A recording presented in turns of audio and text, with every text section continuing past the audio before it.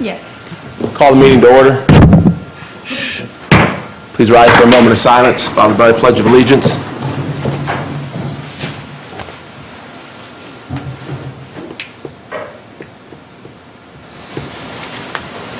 I pledge allegiance to the flag of the United States of America and to the republic for which it stands, one nation, under God, indivisible, with liberty and justice for all.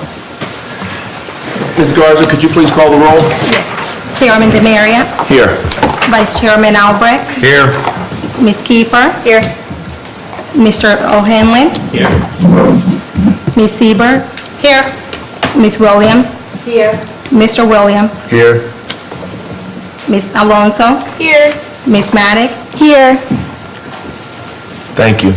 Dr. McGorrick, do you have additions or deletions to the agenda? Yes, we do. To Finance and Operations, a non-resident employee administrative fee, and to Personnel, under Personnel, ratification of personnel addendum. And those are both on the consent. Yes, they are on consent. Thank you. Do we have any spotlights? Yes, we do. Oh, we do. We have one. We have one spotlight. Please stand here. Good evening to everyone and happy Valentine's Day.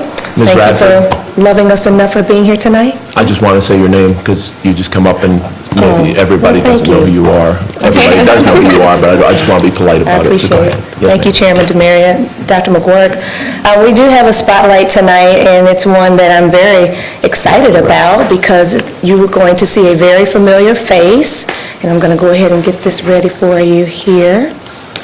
So, I'm here to talk about the Greater Prince William Young Leaders Program, and I will have some assistance here in just a few moments with our student representative, Faith Maddock. Oops. Let me give you a little information about the program. Back in December, I believe it was, Manassas City Public Schools was contacted about an opportunity for our students to apply to attend a program that was sponsored by Senator McPike. And he was looking for about 8 high school juniors and seniors that would be able to travel to Richmond for 3 days in January to experience what it was like for him, you know, in the world of politics. And you can see here that the students were going to be able to observe committee hearings and floor debate, meet with top-level policymakers in the Commonwealth, meet the governor and his team, and also tour historic buildings at the Capitol. The great thing about this program is that our own Faith Maddock was one of the people that was accepted to it, and it was free. Transportation, lodging, food, all of the activities were covered for her and the others that were in attendance. So she was so excited when she got there and shared a lot of information with us, and we just thought it would be great for her to be able to come down rather than doing in the comments time to share some pictures from her experience and give a little bit of background about what happened while she was there. So I'm going to turn it over to Faith, and she's going to come and share a little bit about that.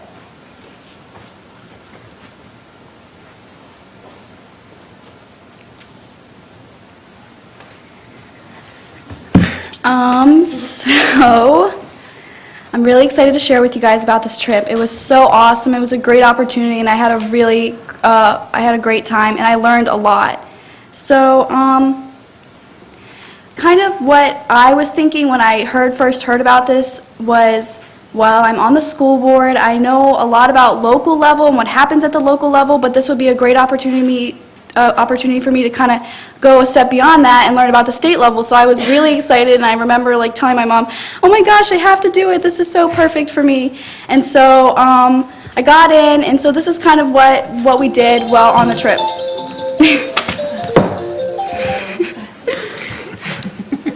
Oh, well, this was us. So the first morning, we had a very big day Monday. We did everything Monday, and so it was a long day. So we first met with Senator McPike in his office, and we talked to him about everything that he did, and we asked him a bunch of questions. He had a busy day that day. He had a bunch of bills in committees, and so he was running around, and he kind of gave us the rundown about how that was for him and how committee worked and what he did. And so the first thing after we did this is we went and we sat in on a committee meeting, which was really cool. And it was nice to see kind of like the friendly conversation that happened in the committee meeting. And we got to sit on in courts, so it was kind of a more formal committee meeting, which they told us about, but it was still really cool to kind of see that. And then we got to meet with First Lady McAuliffe, which was really cool.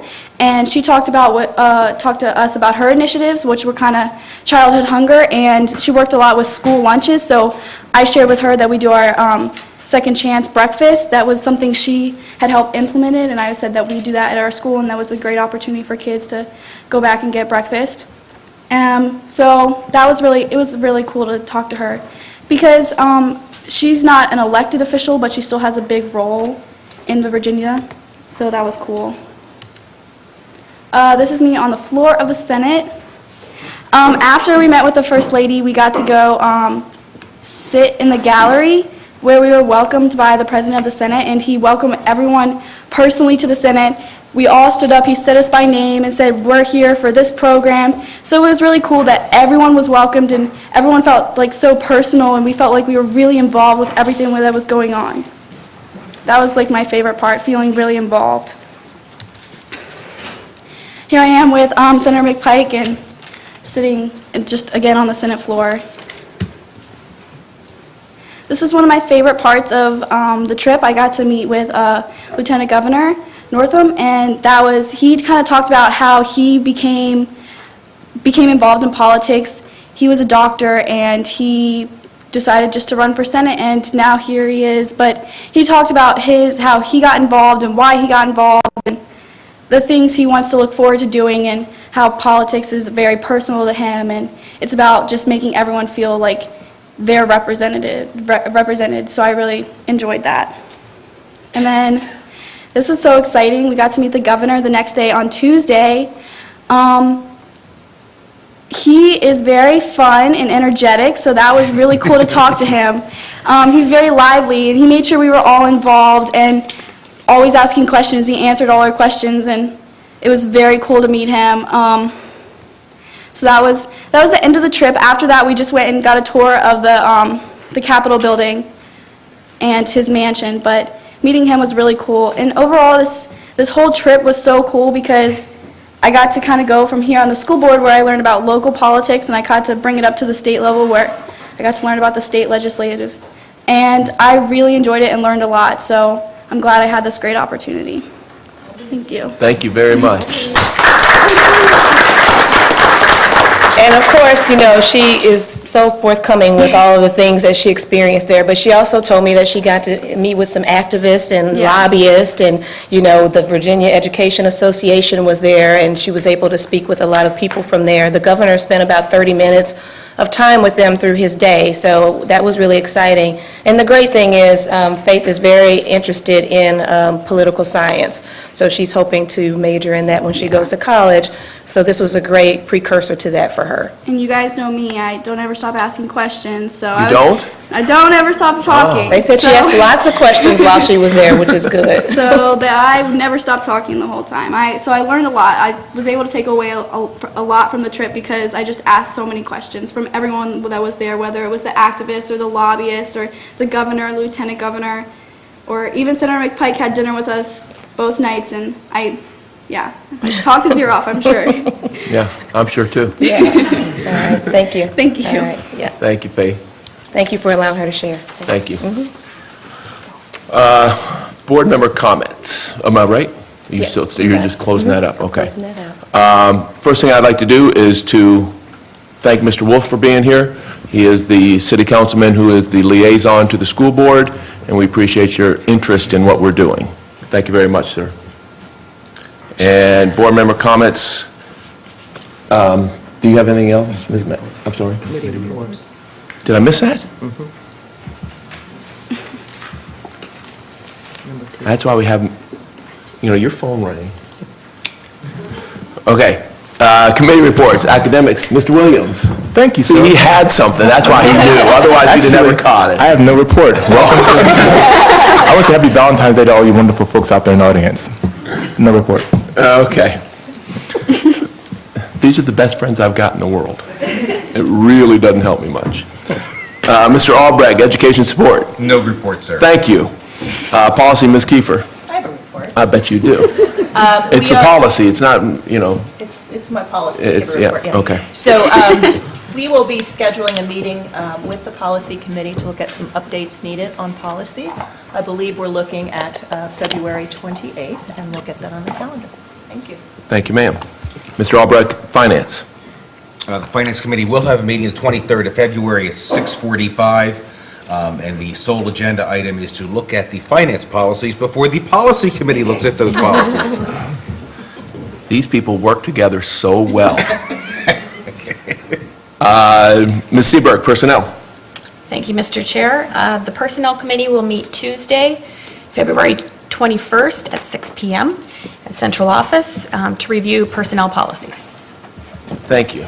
It's all about you, isn't it? Yeah. Okay, now maybe we'll do board member comments. Does that work? Ms. Maddox, do you have anything else? I had a couple things. I wanted to congratulate the boys basketball team on their exciting win yesterday. And I also wanted to wish everyone a happy Valentine's Day. Thank you. Ms. Alonso? Thank you, Mr. Chairman. Yes, ma'am. Well, since Babe stole my first comment about congratulating the OHS boys basketball team, but also I want to give a special shout out to Coach Carter, because I've known him since freshman year and we've been really close. And I know he works really hard with those boys, so I'm really proud of him and the team. And I want to say February 24th is the talent show, so you guys should come because all the classes are going to do their lip sync battle, where it's really competitive because seniors are the best and we always win, so. And February 28th, interims come out, which is even more exciting for seniors because we're almost done. But yeah, that's it. Thank you, Mr. Chairman. Thank you. Mr. O'Hanlon? Thank you, Mr. Chairman. First of all, happy Valentine's Day to everybody, and especially to my wife, Ann, and I hope everybody gets to spend some time today after the meeting or whenever with someone they love. I got to, for the first time, attend an all-city concert last week, and I can't not even tell you what a wonderful experience that was. It was just so incredible, and I'm sorry I've gone all these years missing them. I've gone to all the band and orchestra, but never just the chorus, and just to see those kids from the elementary schools all the way through the high school was just an incredible experience, and just wonderful.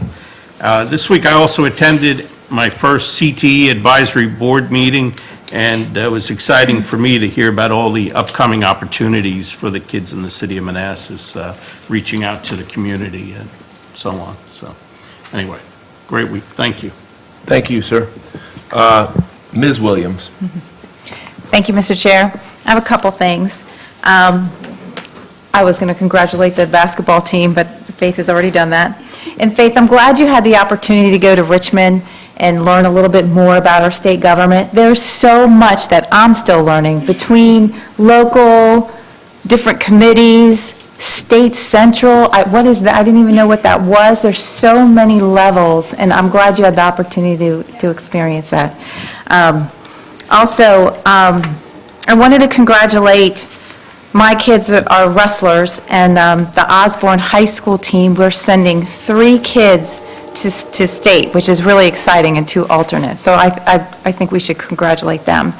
I also want to just, on a personal note, in the past 3 weeks, watching the news is quite disappointing. I am extremely disappointed in the behavior of many adults out there, and I really hope this behavior does not reflect and come down and influence our children throughout the United States. And I witnessed something yesterday with our Mets wrestling team. These kids are really becoming a group of young adults and friends and really starting to care about each other. And they're beginning to show real leadership amongst each other. And last year, they never wore dressed up when they had a match or anything, and they all decided on their own, was not influenced by a coach, to dress up on the day that they have a match. And I just thought that was really nice to see that camaraderie, that teamwork, that confidence, that it just made me feel like, you know what, maybe all this stuff won't influence our young people. What else was I going to say? I left a wrestling match at Metz. It was at Stonewall today. And I had to leave halfway through. We were up, so I'm hoping that's held true. But I just witnessed the coolest thing. One of the kids is blind on the Stonewall team. And I thought to myself, that is really neat. It doesn't matter what disability we may have, there is something out there that we can be a part of and take advantage of in these schools. So I just, that really spoke to me, and it just felt good. So I just wanted to share that little piece of personal information too as well. Have a happy Valentine's Day. Thank you, ma'am. Ms. Seberg? Yeah, I'm going to keep my comments short Oh, yeah, I meant tonight. to say, Ms. Seberg, she's got a bad voice right now, so if she doesn't say a lot, that's why. I'll help you out a little bit there. Thank you. Thank you, Mr. Chair. I did want to say thanks to all our music educators and the students that sang so beautifully at the All-City Chorus last week. I really enjoyed the concert, and I'm looking forward to the All-City Orchestra and All-City Band. And lastly, I just want to do a shout-out to the girls' basketball team from Osborne, too, on a well-played season. Congratulations, girls. Thank you. Ms. Kiefer? Thank you, Mr. Chair. I too will be short because I'd like everyone to go home to their loved ones. I just wanted to also congratulate all of our kids, whether it's sports, music, or anything that is of interest to them. We're proud of every single one of them, and so we just continue to see them shine and amaze us. We did have, I should say, the Gifted Talented Advisory Committee had met. I was able to attend that meeting, and there's a lot of really good work on the local plan that the parents and the staff are doing together. They'll be sharing it with the school board in upcoming months, but they're really putting a lot of hard work and thought into it, so we do appreciate that. Last week was National School Counselor Week, so I just wanted to shout out to our counselors for all that they do to help our kids sort of navigate the various things that are going on in their life, whether it's their academics or their personal. So we appreciate everything that they do as well. Faith, to you, I'm so glad you participated. I'm a huge proponent of civic engagement and understanding how we work. My daughter right now has been down in the PAGE program with the House of Delegates for 2 months, and it's really life-changing. And I think the appreciation, as you so eloquently put, that you get for the work that goes on and just trying to understand how it all connects is really important. So I'm so glad you represented Manassas, so thank you. And lastly, just to close out on the Valentine note, I was thinking about Eleanor Roosevelt and a quote that she had. The giving of love is an education in itself. Since we're in the business of education, and since education takes a lot of love, I just wanted to close out on that note. So thank you. Mr. Williams? I'm more amused by this going on, yeah. Don't drive off without it. Well, I'm going to take a cue from my daughter, and for the first time, I was rushing today, so I did my notes on my phone. So this is kind of like new for me, kind of trying to read this. First, talent show, February 24th. I've been to about, I think, like 12 talent shows at Osborne over the years, thanks to my kids mainly. This is my last one with my last kid, so my wife was really looking forward to the last one. She's like, this is the last one she's going to. I'll come back, of course. But anyhow, the talent show was awesome. We haven't been, not only are they lip synced by each class, but we have extraordinarily talented kids. Come out and see them, support them. And the best thing about the talent show is not only the kids are talented, but even the kids whose talent may not be extraordinary, all the students there cheer for them, which is something wonderful to see, the school spirit and the city spirit. So please, if you can, come out and watch, February 24th at 7 o'clock. Next, I have the All-City Choir Concert. It's been mentioned up here before. It's phenomenal. Thank you to the music teachers, the parents, the students, and everyone who came out to support the students, city officials, and others. It was great. Next, Mets. I see Ms. Buckheit sitting there. There was the first annual Mets gymnastics competition about a week and a half ago that I attended. Ms. Leek and Ms. Brown put it on, and it was phenomenal. The young ladies who participated, and was it one young man, I want to say? Or is it all the young ladies? All young ladies, I couldn't recall. Yeah, the students who were there watched nicely, but the students who participated did a gymnastic routine. They did, somersaults and back bends and forward rolls, and it was great seeing them get to perform. So thank you for putting it on, and we had a few judges, Ms. Buckheit, Dr. Coffrin, Ms. Speaks, Ms. Moore, and Mr. Newman. So thank you for doing that. It was great for the young ladies' self-esteem and great to see them performing in an event that's not usually done in our school system. I attended the girls' basketball game last night. They put forth a great effort. They lost to Stonewall, but congratulations to them for their fine effort. Congratulations to the boys' basketball team, has been mentioned. Good luck in the tournament. They're #1 seed for the first time in Coach Carter's tenure, so we wish them well. This is Black History Month. I usually read something about Black History Month, but today's Valentine's Day, and my wife wants me to get home quickly, so I'll read it next time in 2 weeks, my Black History Month appreciation talk. But I did want to mention that the Black Heritage Appreciation Club at Osborne on Wednesday, February 22nd, will have a Black History Month celebration at Girani at 7 o'clock. So if you have time to come out and watch that, please do. Girani's right over here, or over there somewhere in Old Town. We had district choir last week. We had a bunch of students from Osborne who made district choir and participated in the functions. We also had from that 5 of our students, now this is small Osborne, 5 students made All-State. So 5 of our kids went down to Blacksburg, Virginia. Ms. Tapscott, I'm not too fond of Blacksburg, but anyway, that's where Virginia Tech is. But they're going down to Blacksburg, Virginia, which is a great school, and participating. And that's, I mean, out of our kids, we have 5 kids make All-State. That's phenomenal. So congratulations to Ms. Easley and all the work she's done, and to all the Osborne faculty and staff here. And finally, happy Valentine's Day. I hope you go home and do something fun. And that's it. Thank you for your time. Thank you. Mr. Albrecht. Thank you, Mr. Chair. Great comments from everybody. In the interest of brevity, I just want to just add one thing. Mrs. Kiefer and I were at a governor's school meeting recently, and I got to tell you, it was astounding. 3 of the students presented projects, or 3 student groups presented projects, and it was astounding to see what they did. One was in the chemistry strand with a whole bunch of polysyllabic chemical stuff, which I'm not even going to try to say because I will probably speak some language that's not chemistry.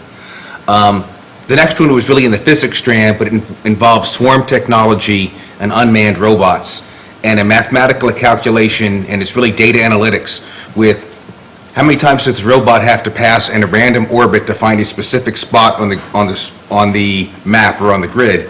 And then they took it on to say, what's the price of the robot, how much does it cost, and where's the bend in the knee, if you will, where's the cost-benefit analysis to have how many running around in a swarm, and how quickly can it find it. It was just great analysis from high school kids coming out of, Osborne and our peer communities throughout the Prince William County area. And the last one was an idea with some young ladies who, one of their fathers was a firefighter. It was thermal imaging, which they then had, bought all the cameras, written the software, projected on the inside of a firefighter's display in a heads-up display-like mode, doing thermal imaging. And the whole concept was it would actually sense the difference as you looked at fire to see what was a body, what was not, with the thermal images and how they did it. And it was an idea they could have pitched on Shark Tank. It was really cool. Okay. I mean, it was kind of like the end of the song there, just cut right off. We're waiting for him to finish. All right. All right, everybody touched on everything. The chorus was spectacular. Basketball was spectacular. The girls had a great season. The boys will continue. I'm surprised nobody mentioned it. They play tomorrow night at 7 at home. When we win that game, we will play Friday at home. And no matter what, on Tuesday, next Tuesday, we play at home at 7 o'clock. Budget meeting at 6:30. Lickety split on the budget meeting next Tuesday at 6:30. Last night at the city council meeting, I went to the basketball game last night, and then I came home and watched the recorded city council meeting. I've got to get a little bit more of a life, but I was able to fast forward through most of it. But they celebrated the police department and some of the police officers who have done great things. And we don't do that here that often, but I'd just like to give a shout out to our police department. It is spectacular. They do a wonderful job for us. Mr. O'Hanlon mentioned you got to go home and spend some time with someone you love. I think I'm doing that right now. How's that couch going to treat you? Yeah. Well, you didn't mention going home either, and I'm thinking, yeah, they don't. That's because I'm not going home. Oh, that's right, you're not going home. I got to go on the road. I want to go home, so. Yeah, I know. Well, I am too, but I'm just going to go to the basement to watch a show probably. Well, we already had dinner together. So I am done with that. Thank you all very much. Those were wonderful comments, y'all, and that way I don't have to talk too long. Citizens' comments. I have no one signed up. Is there anyone who would like to speak? Okay. We'll move on to the consented. Do you? Mr. Wolf? You got 3 minutes. I'm not going to read the whole thing, I'm just telling you. So we're doing this, real quick, I just wanted to say, thank you for recognizing me earlier. I have been appointed ambassador to this court, or liaison, but for the city council to the school board. I'm appreciative of that. I just wanted to let everyone on the school board to know, as there are issues, if there are questions, things come up, please do reach out and find me. I mean, you know where to get me. I'm not going to sit here and, babysit and watch, sit through every meeting all the time. It is important that we work together so that we can have a great community. At the retreat, the city council just had, schools were a significant part of the conversation, specifically items discussing our staffs working together to come up with hopefully some type of arrangement so we can maximize use of school facilities for recreational purposes.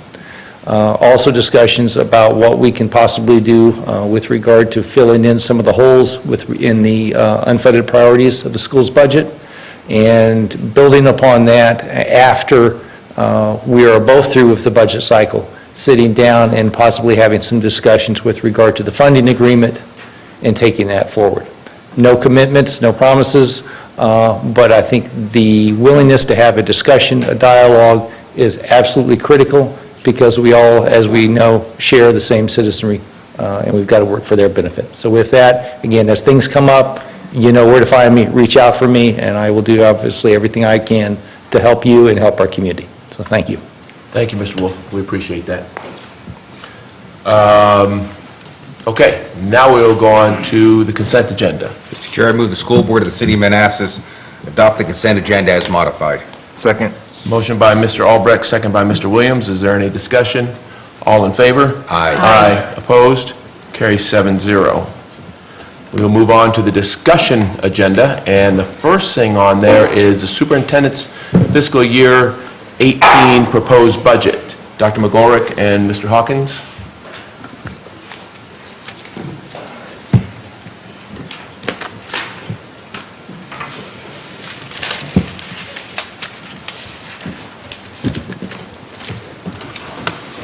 Good evening, Chairman DeMaria and school board members. This, the 2017-18 proposed budget, I'm very, very proud of the work that the staff has done on it. As we present the budget, it's going to be presented just a little bit differently this year, in that I'm going to be talking about the division and where the budget will take our division. Mr. Hawkins is going to talk about the numbers. He works with those numbers all the time, and I think he can provide great detail as to how we got to where we are today. So as we talk tonight, I'm going to begin with the division facts and our academic progress. Our student population, oops, let me catch up with myself.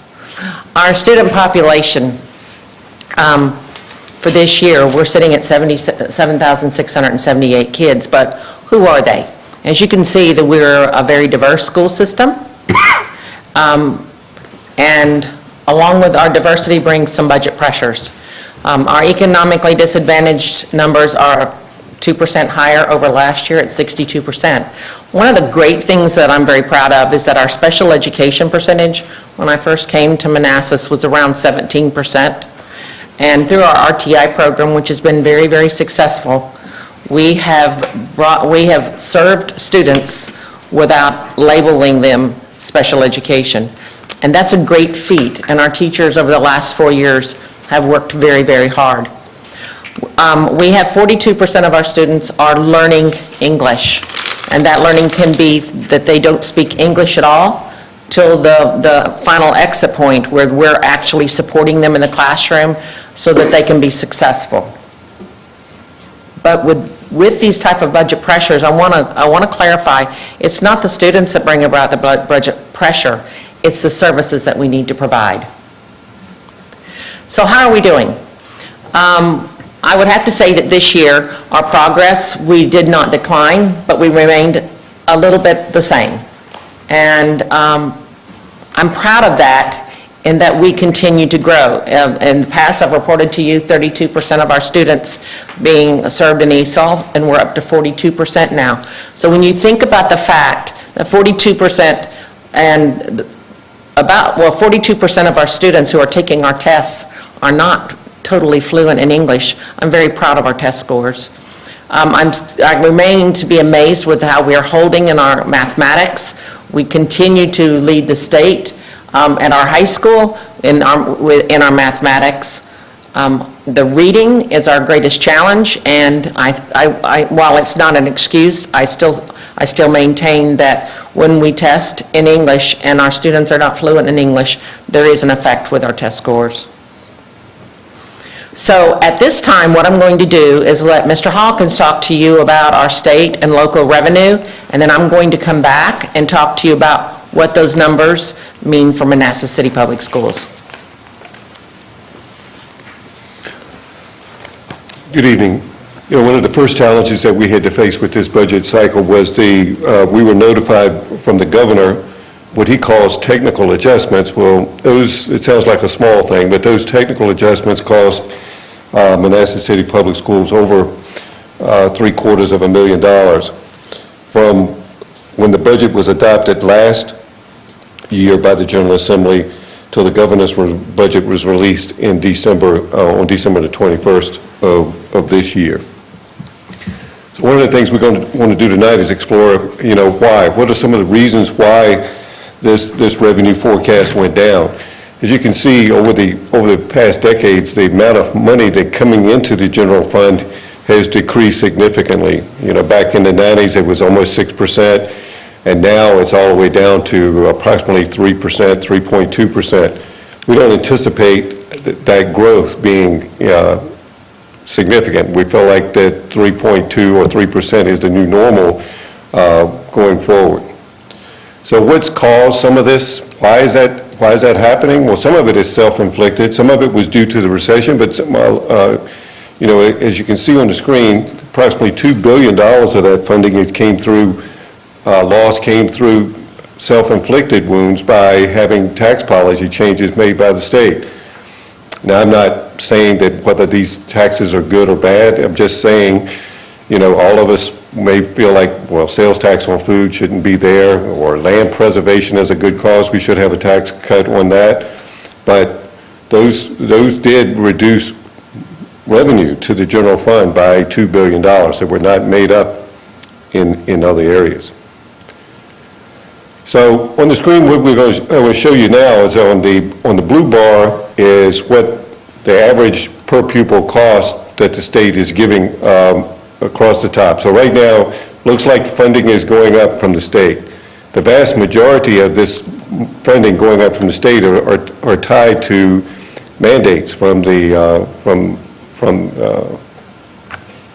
governor's office and from the General Assembly, primarily due to increases in the Virginia retirement system rates, which we'll talk about later on in the presentation.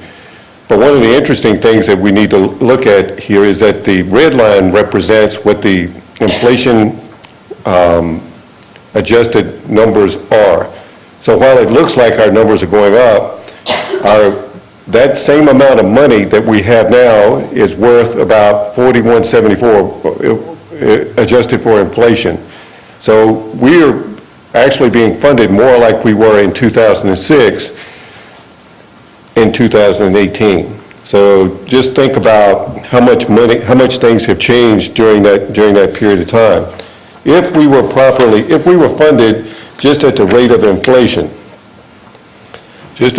inflation, nothing else has changed since that period of time, Manassas City Public Schools would receive $9.8 million more in state revenue than it does today. $9.8 million.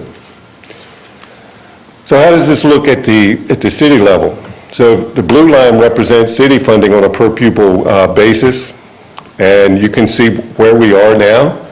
So the blue line represents where we are in 2017, the year that we're living in now.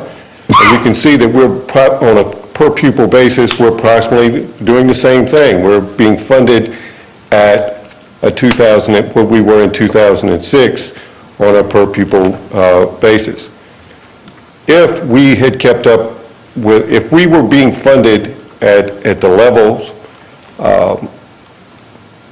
if we had kept up with it like we should have been through that time, based on a per-pupil basis, Manassas City would be funding us at approximately $9 million more than we are making right now. So, there are significant funding shortfalls.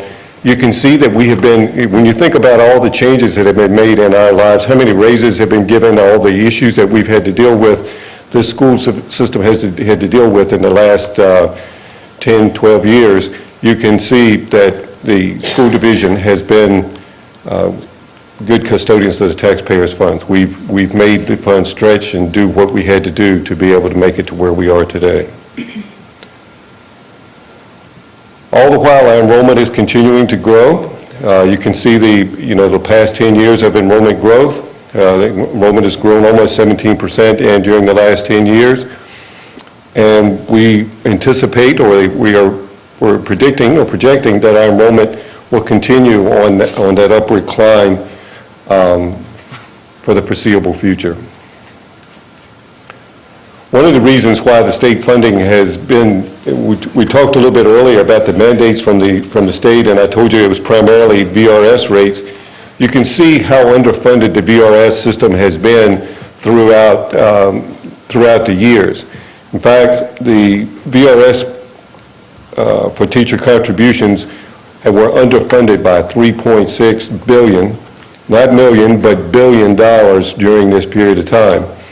And the General Assembly made a commitment several years ago that we were going to fully fund the Virginia retirement system by 2018. And that's the reason why we've had such a steep incline of rate increases over this period of time. So that's the bad news. The good news is that we've made it through 2018 when it's incorporated in this budget, and we're at the appropriate amount. Hopefully, in next year's budget, when I say next year's, I'm talking about 2019 budget, we will not see any increases in the VRS rate. So let's look at the breakdown of our funding. About 81% of all of our budget is made up in salaries and benefits for our employees. This is not, Manassas City is not atypical of any other school division. It's common throughout the state. And the $97,889,000 in the operating fund that we're projecting is about 1.1% more than what it was this time last year when we were presenting the budget 12 months ago. So it hasn't changed significantly from last year. School-based, so now we're going to show you a listing of how the money is spent. The first line where we talk about school-based costs, so it's really showing that 3 out of every $4 is going to school-based cost. But this chart is a little deceptive, because we certainly spend special ed money and ESOL money. We certainly spend technology funds and student achievement funds all at the school-based level. So this number, while it's at approximately 75%, if we were to put these other areas where the money is actually spent, this number would be much higher than it is at 75%. So let's look at the breakdown of our funds, where we have approximately, I showed you we had $97.8 million in the operating fund. The fund balance this year that we're predicting that we're going to use to balance is approximately $619,000 for the operating fund.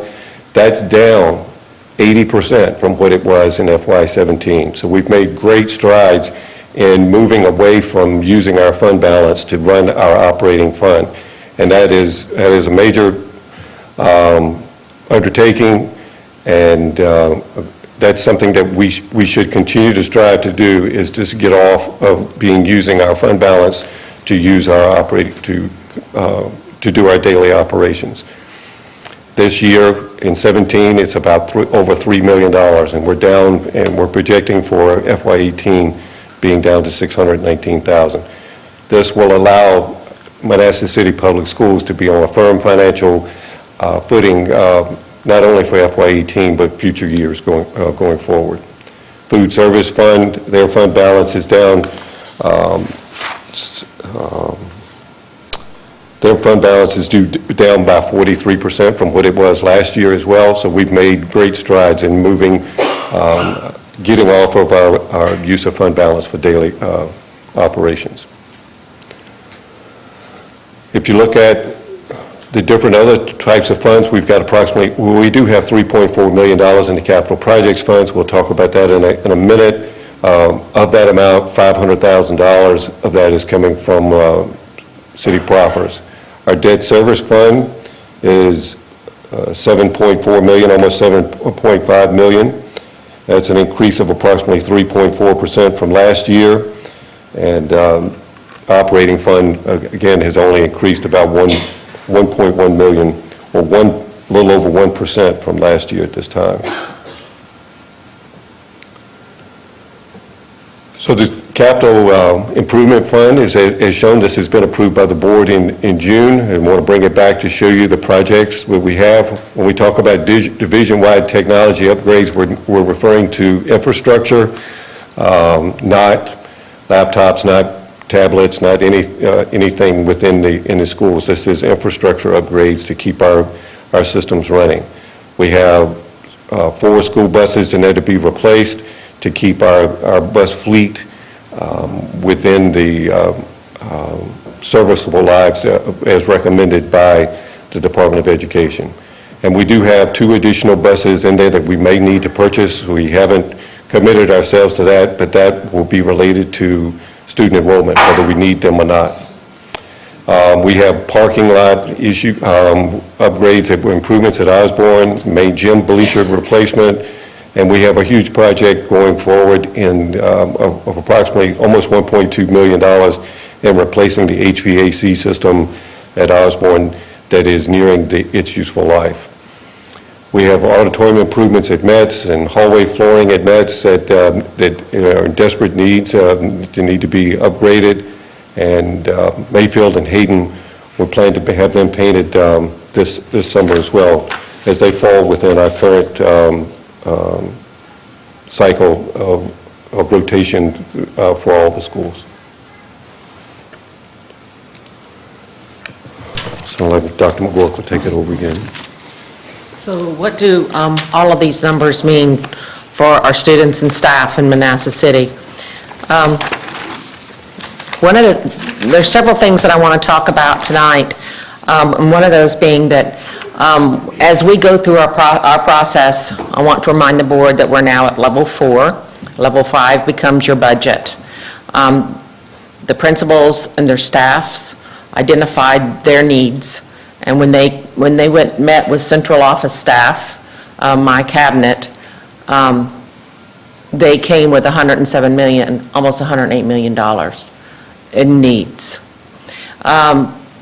In their presentations and discussions, sometimes we find duplications. Sometimes we find out that the central office budget will be paying for something because all schools will be receiving a certain service. Sometimes we have to, which was in large case here, we have to say not now because of limited funding. So once the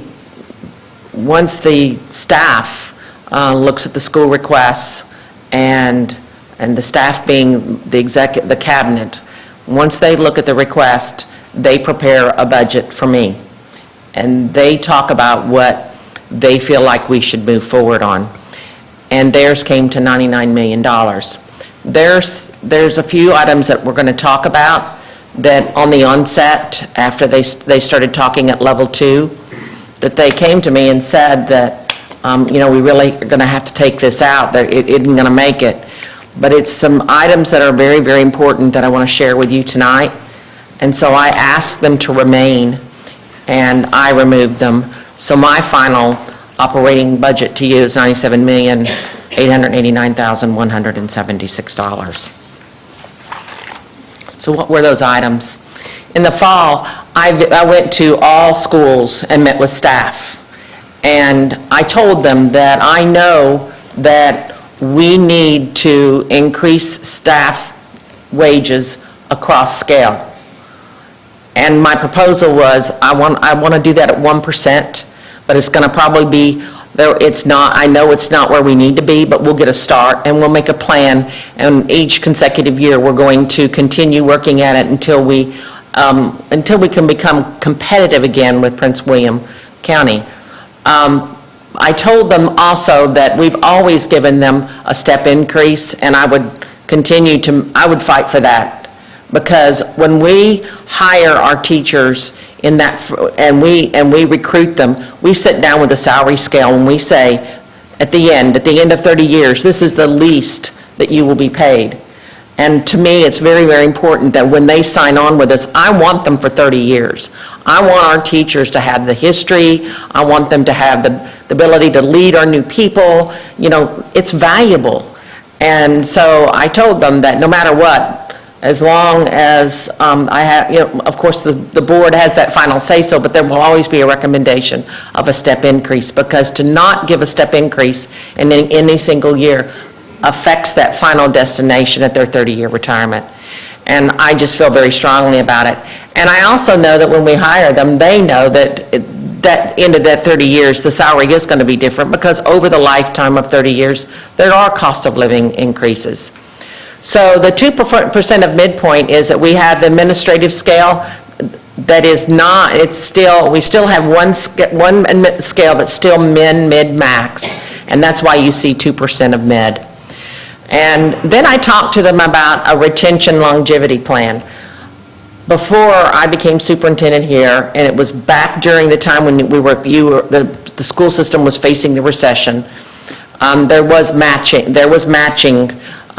for the teachers, that they contribute to a retirement plan, and it was matched by Manassas City Public School Board. That doesn't exist any longer. And along with that was also tuition reimbursement that went away a long time ago. And our teachers still talk about it because other school systems have kept it. Now, I have to say, other school systems kept theirs, but they've raised class sizes. They did away with certain programs, and some of them don't even offer programs, like Loudoun County only has a half-day kindergarten program. This school board had to make tough decisions, and I'm not finding fault with the tough decisions. I'm just trying to find ways that we can ease things back to where I wanted to begin talking about how we ease things back while still keeping our current standard. So in the retention longevity plan, what I was looking at was being able for every employee, when they signed at the beginning of their 4th year, at the beginning of their 8th, you know, every 3 years at the beginning of their next year, because I want to make sure that they're coming back with us, it would be $500 to $1,000, depending on what we were able to afford, that would go into a 403B. I wouldn't be giving it to them in a bonus, because in a bonus, what happens is you pay taxes on it and everything comes out of it.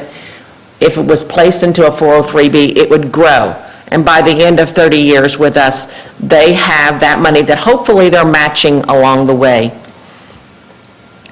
The tuition reimbursement always was at $60,000, and it's first come, first serve. And I shared all of these with them, telling them, in fact, I started out with the retention longevity was saying those with perfect attendance, we were going to give a certain amount of money. And the minute I started talking to teachers, they came up with a much better idea with the longevity plan, because there are some people that have, you know, we have babies, we have kids that something happens and they have to take time away. It doesn't seem fair to punish our employees that are staying with us and working hard with us. So in listening to teachers, that's where the retention longevity plan was. We had the tuition reimbursement, first come, first served. And then I added the 3 additional early release days. They're not on the calendar that the teachers are looking at. The 3 early release days is something that I'm looking at that will give our teachers time. Time for them is very, very valuable. And so I know that parents sometimes scratch their heads over early release days. You know, really, why aren't they in school? This messes up my day. But for teachers to have time to talk and think and share ideas and discuss how their kids are learning is important. And right now, one of the ways that we do that is with substitutes. And so while it's valuable then for our kids, for our teachers, the kids don't have their teacher in the classroom. So that would be a switch off. Instead of having substitutes come in so teachers can plan, we would have at least 3 early release days. I've asked the principals to look and consider and look at the calendar. Is 3 days what we need, or does it need to be 2, or does it need to be 4? I started with 3. There's no cost to the school system for it, and it's a benefit that I think is valuable to our teachers. And the bottom 2, I have no choice. The bottom 2 is what wreaks havoc with our budget. The VRS is 2 years early. It was supposed to be another whole biennial that we would go through before we reached that final point. General Assembly has decided, nope, we're going to push it back. We're going to do everything in the fast lane, $1.2 million. And they are not going to change their mind on it. I've talked with our legislators. It's just not going to happen. And there's not enough votes there for that. And then health insurance. I'm hoping that it's not 8%. We got lucky last year, and there was not an increase at all, which is why we're still standing where that's the average that other school divisions are seeing. We haven't heard yet, but we've got a plan for it just in case. So those were the benefit priorities, and they were really important enough that I went to meet with every single staff and talk with them about it. And then last year in the budget process, the school board asked us to look at what are the benefits that our teachers are receiving. And you charge the HR department to look at that. And the department also has looked at how can they improve those benefits so that teachers, even though that our salaries may not be where they want them to be, they see that we care and that we want them to stay with us because we value them. And I'm not really just talking about teachers. When I say teachers, I've told our staff, everyone is a teacher. Our bus drivers are teachers, our custodians are teachers, our maintenance, our technology. Everybody teaches our kids by the way they work or the encounters that they have during the school day and working with our students. So these are the other benefits. So if you want to see, we have 21 that we have identified that all of our teachers and staff members have access to. For 2017-18, I'm sure some of you have seen the advertisement for the 529, where they encourage people to save and prepay your college tuition tax-free. That's so important for us when we can really get the most out of our dollars. And so we'll be offering that for our staff next year. Tuition reimbursement, I've talked about that. That's every year for every teacher, first come, first serve, and then the 3 additional early release days, so a benefit of time. So now what I would like to talk a little bit about has to do with something that I've been alluding to and talking about, and that's our salary comparison. I think it's important for us to look this year at where we are. When I first came to the city, one of the things that we talked about and we worked on was our salary scale. And with the 5% that we were required to do with VRS, a 1% COLA, and then dealing with some of the dips that we had on our scale, we really got out there and we were leading. We actually edged ahead of Prince William. But school systems catch up, and while our staff gets a step increase, and not all school districts gives their step increases, we haven't had any more COLAs. And when I look at, what I look at is how we're able to recruit the best and brightest teachers. Because when they have increased VRS costs, when they have increased healthcare costs, when they're looking at matching for alternate retirement programs, we've got to be able to tell them, this is what you get with us. Small school system, family environment, great place to raise your kids, great schools. That is all great, except when we're competing with salary differences. And I think that it's something that the school board feels strongly about, but that we've really got to stop and take a look and talk sincerely with our state legislators about how they are, when we look at how much education is being funded, as well as our local government. If we look at our masters, we see the same thing. So if somebody that we're trying to recruit, and they're thinking about every single dollar that they need to make, we're behind. So this leads into the next thing, that is it's kind of like a double pressure point. When we look at the benefits that we're trying to give to our employees, we're looking at our salary. The one up that I have is that every year they do get a step increase, and like I said, a lot of school systems don't give the step increase, they'll give a COLA. That salary scale looks wonderful, but all they're getting is a COLA, and they're not moving up the scale. So it's a two-edged sword, and we are providing that longevity for our employees. But now we've also got a teacher shortage. As you can tell, one of the things that was so startling to me is elementary education. Do you know that I'm going to age things now, back in the 90s and early 2000s, we had so many elementary teachers that often they became supply teachers or substitute teachers just to get their foot in the door. There were so many, they were just everywhere. They're number 2 in critical shortage now. And why?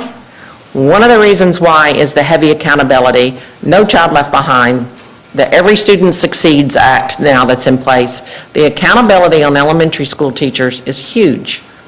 Planning periods are 30 to 40 minutes, lunch period a quick 25, 30 minutes, and when they're with children all day teaching all subject areas. There's autonomy is less. Autonomy is less with principals. Autonomy is less with teachers. Autonomy is less with superintendents, where at the state and federal levels we're micromanaged. Right now there's 3 bills about discipline, telling how long we can suspend a student. In talking with our local legislators, I don't know about other school divisions and their length of suspensions and how they may be doing something that's not in sync. But we have policy and regulations that protect our students' safety and also protect our students' rights. And so I worry that we're continuing to have more bills that tie our hands. So when we look at the top 10, I want to add that really ESOL for us, with 42% of our students, ESOL is a critical shortage area for Manassas City, but it is not in the state, because overall across the state, the percentage of ESOL students is not that high. So what are our challenges? I think that you, as a board, need to be aware of what we're working and how we're working. Last year, in the springtime, during this period of time, we hired 86 teachers by when it was all said and done, between around January, February, till the right at 1st of September. Then we're done. But really, we weren't done, because we still have 11 positions we haven't filled because we don't have the teachers to fill them, and we have long-term subs in those classrooms. We have 233 teachers that require mentors. Now, some would think that having mentors would be is something that we're doing just because we want to do that. But mentors we're required to mentor our teachers in their first 3 years. And we do a very, very good job. Our program was designed by our mentors and mentorees, and I'm very proud of the work that they do. You'll see that we have career switchers. There's 7 that we have in our school division. A career switcher is the hardest position to me for anyone coming in, because when you go through to study to be a teacher, you have years of preparation. A career switcher still does the preparation, but it's a much quicker pathway. And where you see provisionally certified, 66 of our teachers, that's because we are recruiting outside the state of Virginia from other states, and they have to pass tests, take different courses because of the certification process that we have in Virginia. So with those provisionally certified, while they have 3 years, as you all know, there's tests that they have to take, and in their first year, they have to show an intent to stay the track and get the requirements completed. So as we look at the number of probationary and our critical shortage teachers, probationary means those teachers that are not on continuing contract. So we have 223 teachers that are probationary. It doesn't mean they've done anything wrong, it's just that this is before they become certified. I also need to let you know that we have a hard-to-fill, we're a hard-to-fill division. That doesn't mean that we've done anything wrong. Hard-to-fill means because of our economically disadvantaged students and the number of ESOL kids that we have. It has nothing to do with the system itself, but our teachers have to work so very hard. And they're not just focused on the students with challenges. As Mr. Albrecht brought up, we have some very bright students. So you're talking about teachers that have to meet both ends of the scale in getting kids ready either for graduation and going into the workforce or graduation going to college. So I think that it's so interesting. When you see that 38% of our teachers require mentors, do you also realize that 38% of our teachers need to be mentors? So you're looking at 60%, about almost 70% of our staff having to participate in this program, providing support to staff. So where all this is going is I'm trying to, all year long, it bothers me when we don't have a certified teacher in every single classroom. It bothers me that we have a teacher shortage and that people aren't choosing to become teachers. My recommendation is that to solve the problem that we currently have is to return all intervention teachers back to their classroom positions and provide students with intervention services through PCG, Education State Time Intervention Services. As we thought about this, I really figured out that I was on the right track in approving this and going along and making this decision because the numbers are out for next year, and what we see is that they're expecting to see a shortage. That means there will be 6,392 teachers missing from classrooms next year. 6,392. It's an increase of 2,130.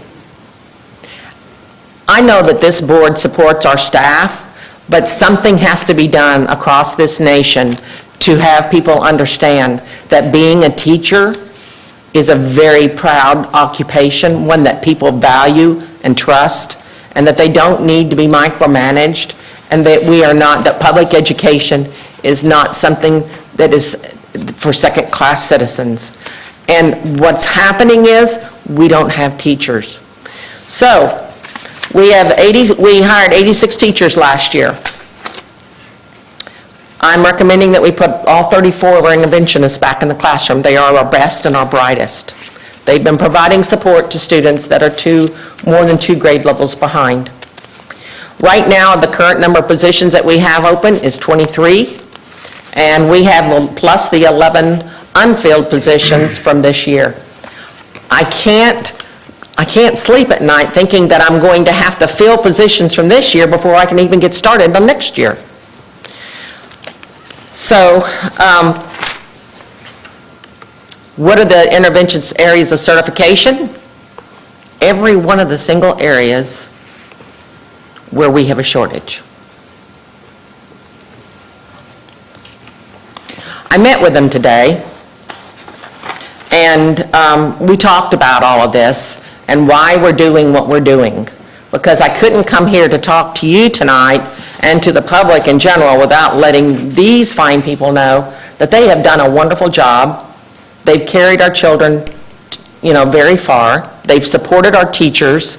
When I first got here, some of the things I was hearing from the community was the kids need more assistance, the teachers need more assistance with kids in the classroom because the ones with the critical need are requiring the most attention. So what we did was we had coaches that were working with students and teachers. Now we have coaches that only work with teachers and interventionists that only work with students. I'm not doing away with interventionists. We're going to contract those services because I need teachers in the classroom. PCG currently works with Virginia Beach, and Virginia Beach has just renewed its 5-year contract with them. And I've talked with the superintendent, he's been very pleased with the work that they do. When they come in, they will use our resources, they will do things our way, we will train them, we will have the same number of interventionists in the school. The only difference is they won't be our employees, they will be PCG employees. They will also, there is a component of time that our teachers will gain back because PCG's employees will be doing a lot of the recording of data that our teachers languish over now. Anybody can talk to a teacher and they'll tell you they're so tired of all the paperwork. And this company can help us in that respect. So what do our unmet requests look like? So our first listing is personnel requests. These are the requests, the extra requests that the schools made. As you will see, the retention longevity plan and the 1% COLA cost scale, those were mine. The rest came from across the division, and you can see where they came from.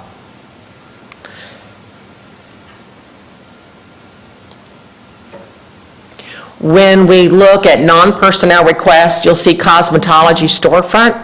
Mr. Hawkins is going to work on that, finding that the $50,000. All of our CTE programs, if they are service providers, are supposed to have a storefront for which the students practice dealing with the public and serving the public so that when they leave, they understand how the business truly works. Cosmetology needs a storefront so that citizens of Manassas can make appointments and come in and get their hair done, and it functions and looks like a store. And so that is what that would amount to. On the bottom, you'll see special program teachers for Round and Dean. They're on the runway. They're almost ready to take off. They haven't come before you yet with their plans for where they're taking their schools. But it's coming. And if you'll remember the programs like I'm talking about, we have Baldwin that's looking at Project Lead the Way, that will start Project Lead the Way this fall. We have, over at Hayden, we have the Spanish dual immersion program that would begin its second year. And at Weems, we have the Talents and Gifts program that will be in its fourth year. So we've got a lot going on. The schools are finding what their children and their communities need. Those two items will have to be funded next year. Then when we look at gifted and talented expansion, the gifted committee, our parents have worked 2 years ago, worked at a plan that we would implement to serve our gifted students because we have students that we can't serve right now because of the model that we're using. We can identify far more students if we look at academic areas. And right now that's not available to them. And that's one of the other areas that didn't make the cut. And then finally, in transportation, to restore the 4-tier bus schedule. I continue to get comments from parents as well as teachers. They want their kids home before 4:30 in the afternoon. Right now, the way I see it, though, is we're opening Baldwin Elementary in the fall. Baldwin Intermediate. We are going to be running 2 intermediate schools at the same time. Not putting our Tier 4 back into place this fall does not give me heartache because we need to be doing things a little bit at a time. And right now, as we look at Osborne High School's release, Baldwin Intermediate's release, Baldwin Elementary's release time, we need to make sure that we don't, and then the VRE and everything else that goes on in that location, we need to make sure that if we do restore the 4-year tier plan, that it all works together in sync. So we really do need to have Baldwin Intermediate running before we start talking about how we want to go back to a 4-tier plan. And then finally, this is where you'll find the positions that existed and that we reduced. You'll see where our interventionists are. You'll see that we, due to enrollment at Dean, we eliminated a first grade teacher position, in Hayden, a fourth grade position. I want to remind you that the way that when we fund our budget according to our warm body count, when we look at what we think our enrollment's going to be the next year, we do not increase it over any amount. So this budget is built around students being rolled up, and then however many kindergarten students there are this year, having the same number of kindergarten students the next year. So where does that finally put us? That's where our $11.8 million lies. Last year, it was about $8 million. Our unmet needs are growing.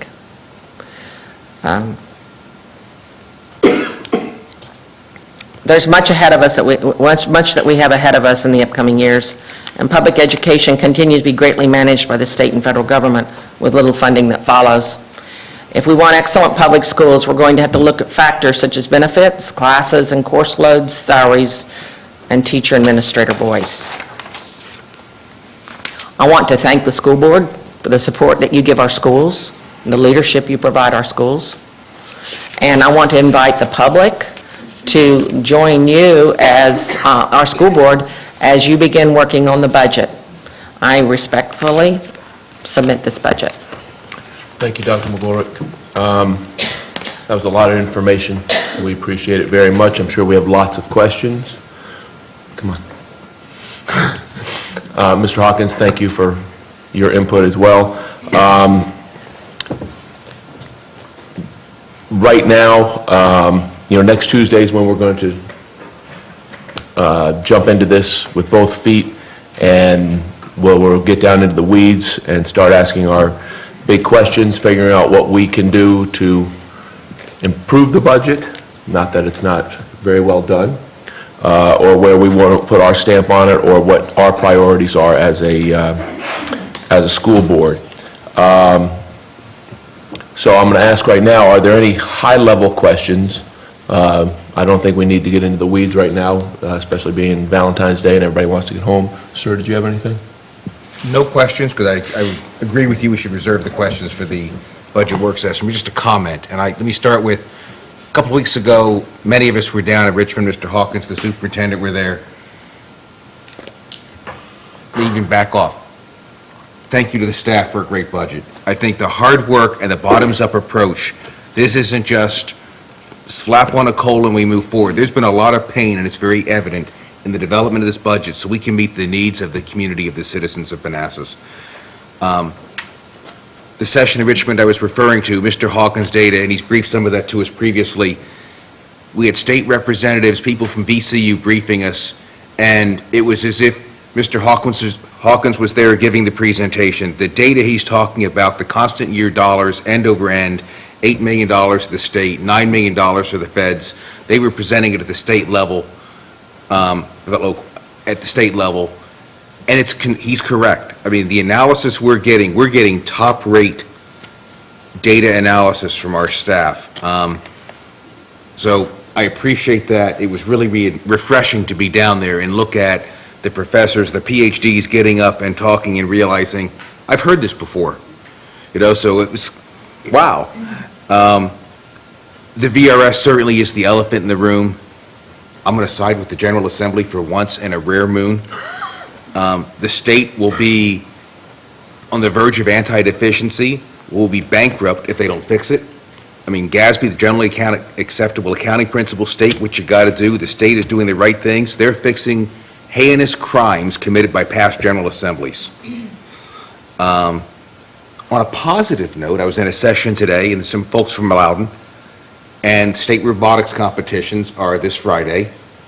And the jealousy factor was there was one school from Loudoun going, and they wanted to know how all the schools in Prince William, Manassas managed to have these great STEM and robotic programs when they can't have it. So while the streets may be paved of gold in Loudoun, apparently they don't have very good STEM programs. Another shortcut. Ed. Are there any other questions? Mr. Williams? Just a quick comment. Since my wife is here now, I can stay, so I'm good. But seriously, Dinner's over. yeah, we haven't eaten yet. We've been working all day. But seriously, my dad was a teacher I mentioned many times here for 40 years, and he encouraged all four of us, me and my three siblings, not to go into teaching, even though we all loved going to work with him because of the salaries and the money that he didn't get. He thought he wasn't valued as a teacher in terms of his financial compensation, and sadly that hasn't changed today. We can't simultaneously, as a society, as a city, demand that our teachers and administrators work hard and do more with less and not compensate them. I realize that at city level, we can't necessarily do, meet that shortfall. But as a society, and Dr. McGuirk mentioned this, we have to do better. Otherwise, we're going to go down an abyss where we're going to have a school system we're not proud of. I mean, look at all the administrators here tonight. I know you folks, many of you get to work 6, 7 o'clock. Here it's past 8 o'clock. You've been working all day, and folks don't appreciate that. So as a society, we need to do better in terms of compensating our teachers and our administrators because our kids are our most precious resource, and if we don't do what we need to do to help them, we're going to be in trouble as a society. And thank you, Andy, to the staff, Dr. McGuirk, for a great presentation. I think we do a pretty good job with our resources. We're not perfect, but if someone thinks they can help us do better, then please help us because we appreciate your insight. Thank you. Thank you, sir. One other thing I'd like to say to you all, the camera's over here, so Mr. Wolf gets to be on the camera the whole time. So everybody at home, please know that our principals, our APs, and the directors are all sitting over here supporting the superintendent because they work so hard on this budget as well. We all done? Good? Okay. We will go on to the 4-year strategic plan development update. Dr. Saunders. Thank you, because it doesn't say anywhere here.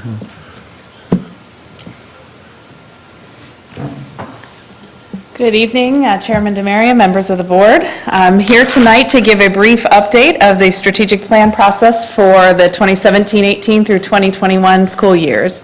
And you have heard some of this information during the school board retreat, and so some of this will be a repeat of that. I'm not Dave Lyon, but if you have any questions, certainly you can contact him.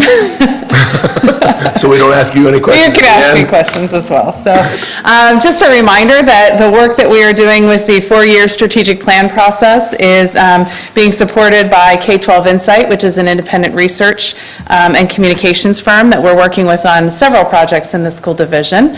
And K-12 Insight will be doing several things for us during this process. They're basically facilitating the 4-year process, or the 4-year strategic plan. They will be administering the strategic planning priorities.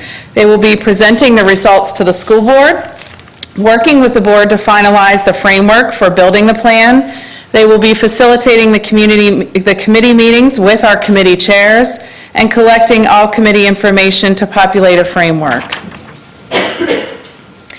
This slide shows the project milestones for developing the strategic plan, and you have seen this as well during the school board retreat. I would like to bring to your attention that one of the dates on here where the survey is to be launched, which is February 21st, and that survey will be going out.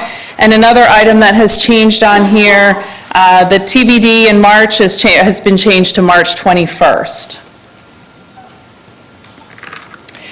This slide shows the project timeline for the strategic planning process. And as you can see, we are on target. Those first few items are 100% complete, and we are working our way towards the full completion. You can't really see on the slide, but there are some elements that are highlighted in green.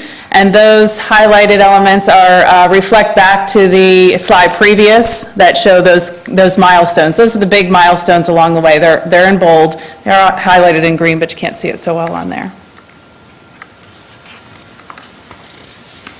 We've anticipated 4 areas for our strategic plan, 4 focus areas, and those are student achievement and services, operations, community engagement and communications, and human resources. And you can see there that there are directors or staff that are associated to each one of those areas. We've anticipated these are the focus areas, but certainly the school board may alter these based on the survey data that comes in the next couple of weeks. And this concludes the update on the strategic plan. Thank you, ma'am. Are there any questions? You got out of that one. Thank you. Thank you, ma'am. I believe we are on to a closed session motion? Mr. Chair. Nope. Here you go, sir. Thank you. Mr. Chair, I move the school board of the city of Manassas, what did you just do to this thing? I don't know. Enter closed session pursuant to exemption from open meetings allowed by section 2.23711, Part A, Paragraph 1 of the Code of Virginia 1950 is amended for the following purpose. Personnel matters, PERS 1617-0375. Second. We have a motion by Mr. Albrecht, second by Mr. Williams, that the school board of the city of Manassas enter closed session pursuant to exemptions from open meetings allowed by section 2.2-3711, Part A, Paragraph 1 of the Code of Virginia, as amended for the following purpose. Discussion of personnel matters, PERS 1617-0375. Any discussion? All in favor? Aye. Opposed? Thank you all very much. Again, thank you all for being here. It does mean a lot, even though you just sit there and look pretty. And handsome. Well, there's nothing wrong with a guy looking pretty.